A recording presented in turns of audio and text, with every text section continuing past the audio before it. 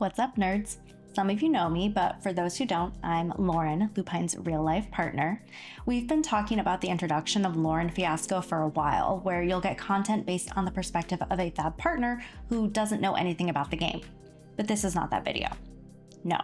Today, you are getting Lauren Tabasco, here to spice up your brain with some thoughts from a business development professional on the recently awarded content creator grants. To catch you up, on September 9th, LSS announced that they awarded 5 content creator grants after inviting 10 creators to apply. This is an amazing opportunity, and I am super stoked for 4 of the grantees. Spoiler alert, Lupine was not one of the 10 creators invited to apply. In fact, a lot of really great content creators were not invited to apply. And to me, that's a big problem.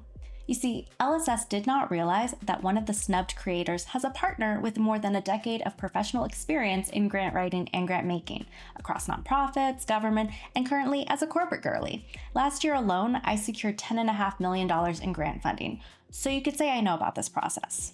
And boy, do I have a lot of issues with how LSS handled theirs. Before I begin, a few disclosures. First, everything stated in this video is my opinion, my analysis, not Lupine's. But if you do have critical feedback, direct it to Lupine because I am not emotionally able to handle that kind of criticism. Second, you may be thinking I'm biased. Well, yeah, duh. Obviously, I wanted Lupine to be able to apply. I wanted a lot of people to have the opportunity to apply. So this dish has a dash of salt in it. Honestly, this feels like the Eras Tour pre-sale codes all over again. Like, why did I get a code, but my friends didn't? Where's the justice? Third, my issues with this grant program are entirely with LSS and their process. This video is not about who was invited to apply or who was awarded, although I do have some thoughts on that as well.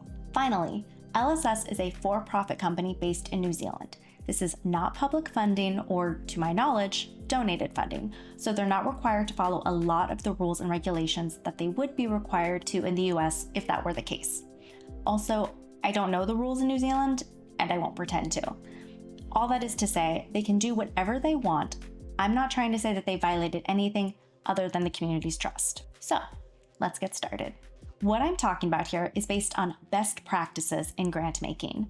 These are tried and true methods that help streamline the process while also enabling more inclusive, equitable access. Is LSS required to follow best practices? No. Should they though? I'll let you decide. My biggest issue with this grant program is the complete lack of transparency from LSS. How they handled this reminded me of my days in private fundraising, when the only way to get on a really big funder's radar was to already be in with them. If you don't have the right connections, well, sucks to suck, no money for you. These grants were publicly announced in Singapore, with absolutely no details other than there would be 5 grants available and LSS would reach out to invitees directly. I immediately had so many questions, such as how would LSS determine who to invite?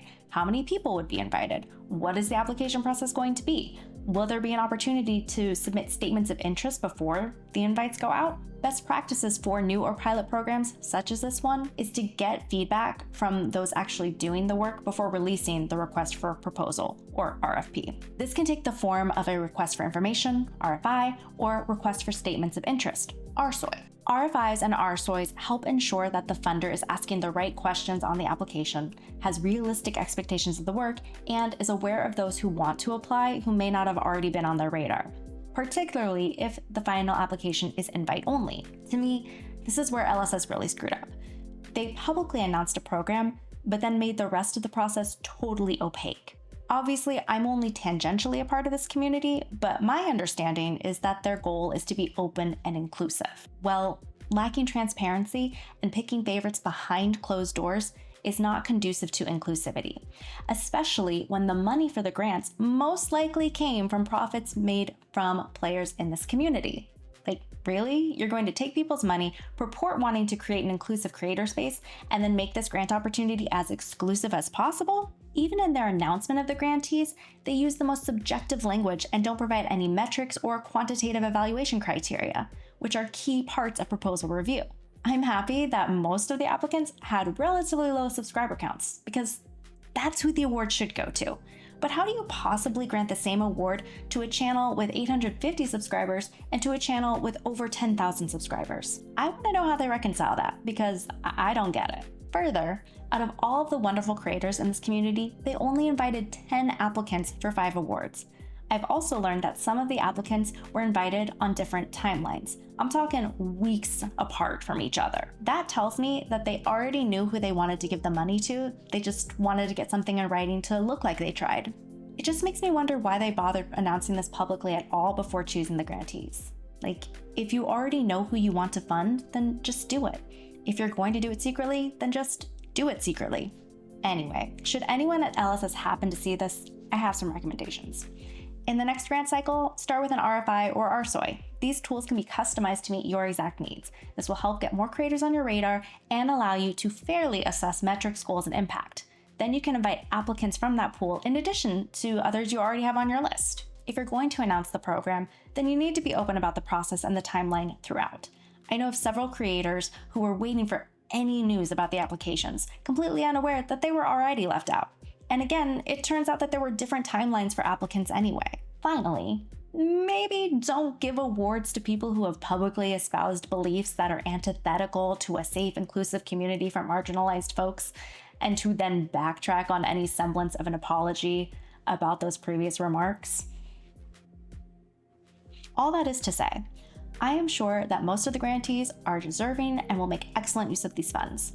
I just hope that LSS does better in the future to make this a more transparent, equitable process.